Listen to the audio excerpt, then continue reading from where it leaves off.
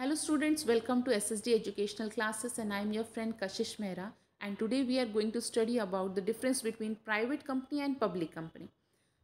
आइए देखते हैं कि प्राइवेट कंपनी और पब्लिक कंपनी के बीच में अंतर क्या है। लेकिन उससे पहले मैं आपको एक बात बता दूं कि अगर आप जो वीडियो देख रहे हैं उसके नोट्स चाहिए तो आप मेरे वेबसाइट पे जा सकते हैं ssdclass.com पे और आपको ईजिली नोट अवेलेबल हो जाएंगे और इसका लिंक मैं डिस्क्रिप्शन बॉक्स में डाल दूँगी। अगर आप उस पर क्लिक करेंगे तो आपको ईजिली इसके नोट्स अवेलेबल हो जाएंगे। So let's start with the topic that is what is the meaning of private company and public company. When we are talking about the private company तो आपको एक बात क्लियर होगी कि प्राइवेट कंपनी नाम सुनते आपके दिमाग में आ जाता है कि वो पैसा जो प्राइवेट पर्सन लगा रहा है एंड पब्लिक कंपनी मीन्स वो पैसा जो गवर्नमेंट की तरफ से लग रहा है। तो यहाँ पे थोड़ा सा मैं क्लियर कर देती हूँ कि वो कौन सा ऐसा है जिसको हम प्राइवेट कंपनी या पब्लिक कंपनी के नाम से जान सकते हैं।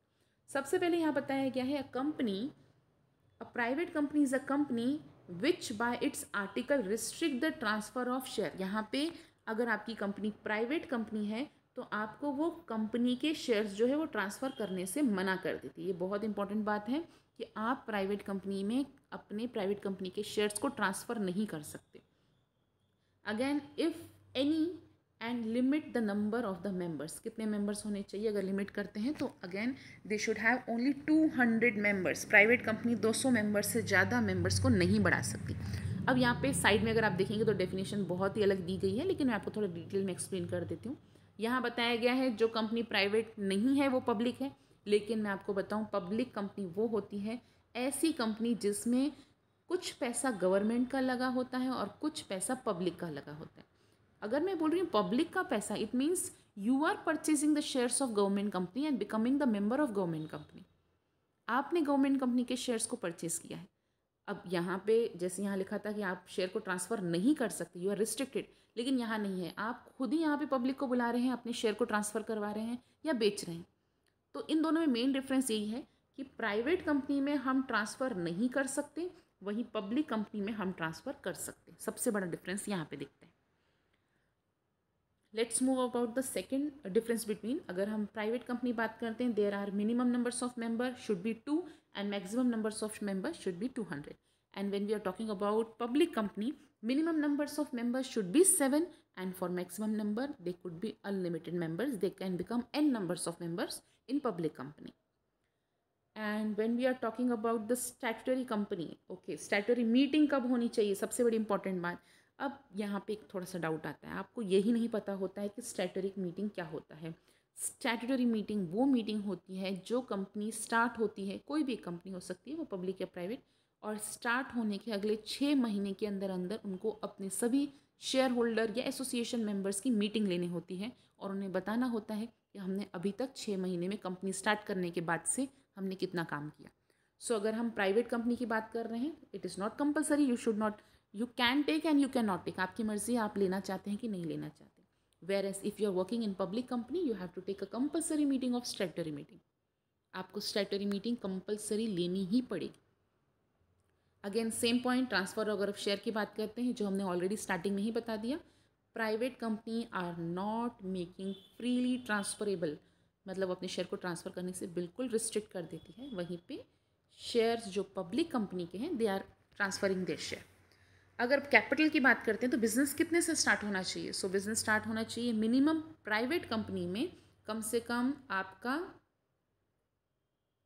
1,00,000 मिनिमम कैपिटल, और पब्लिक कंपनी में आपके हो जाएंगे minimum 5,00,000।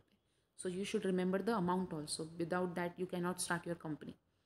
And when we are talking about the prospectus, issue of prospectus, private company को स्टेटमेंट एंड यूइस प्रोस्पेक्टस इशू करना है, क्योंकि जब शेयर इशू करते हैं तो हम पब्लिक को शेयर नहीं इशू कर रहे हैं। स्टेटमेंट एंड यूइन प्रोस्पेक्टस का मतलब होता है हम अपने फ्रेंड्स को, अपने पार्टनर्स को, अपने फैमिली मेम्बर्स को, इन सब को बुला रहे हैं या अपने एम्प्लॉयज़ को बुला रहे हैं शेयर्स खरीदने के लिए। आपको सिर्फ स्टेटमेंट एंड यूइन प्रोस्पेक्टस इशू करना होता है। वहीं पे अगर हम बात करते हैं पब्लिक कंपनी की, you have to issue prospectus, क्योंकि वो आपको पब्लिक को बेचना होता है ताकि पब्लिक आपके शेयर्स को खरीद सके। Okay, next some points, 3 points more are left with us. When we are talking about 7th point, it says that commencement of business, business कैसे start होना चाहिए।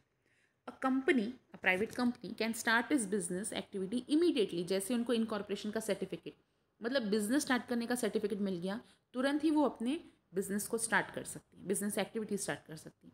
लेकिन पब्लिक कंपनी को पहले इनकॉर्पोरेशन का सर्टिफिकेट मिलेगा, उसके बाद कमेंसमेंट का सर्टिफिकेट मिलेगा, और कमेंसमेंट के सर्टिफिकेट के बाद ही बिजनेस स्टार्ट किया जा सकता है। Now when we are talking about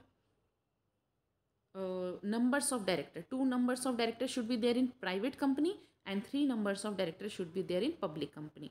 name of the company कैसी होनी चाहिए? अगर आपकी प्राइवेट कंपनी है तो आपके नाम के पीछे प्राइवेट लिमिटेड लिखा होना ज़रूरी है, और अगर ये पब्लिक कंपनी है देन लिमिटेड वर्ड्स लिखा होना ज़रूरी है। तो अब आपको ईजी हो जाएगा पहचानने में कि अगर वो कंपनी प्राइवेट लिमिटेड लिखी है it means it is a private company, and name ended with limited word it means it is a public company. तो ये था difference between private company and public company. Hope students आपको हमारा video समझ में आया होगा, पसंद आया होगा। अगर आपको हमारा वीडियो पसंद आया है तो इसे लाइक कीजिए, चैनल को सब्सक्राइब कीजिए और जितना हो सके उसको शेयर कीजिए। Thank you.